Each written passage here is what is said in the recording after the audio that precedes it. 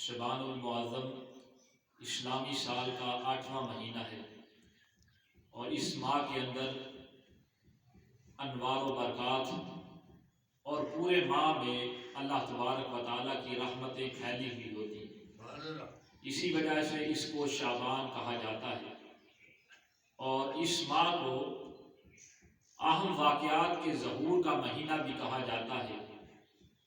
اسی ماہ کے اندر تاجدار کائنات صلی اللہ علیہ وآلہ وسلم، جانب عالم صلی اللہ علیہ وآلہ وسلم، رحمت عالمین صلی اللہ علیہ وآلہ وسلم کی تمنا تبدیلی قبلہ کے حوالہ سے پوری ہوئی، اور بیت المقدس کی بجائے کعبہ معظمہ کو مسلمانوں کا قبلہ بنا دیا گیا۔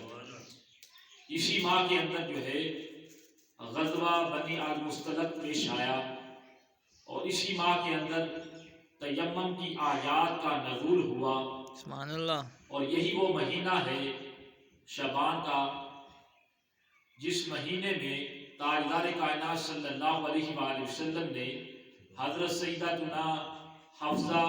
اور حضرت سیدتنا جویریہ رضی اللہ تعالی عنہ سے نکاح فرمایا، اور اسی مہینے کے اندر جو ہے نواسہ رسول،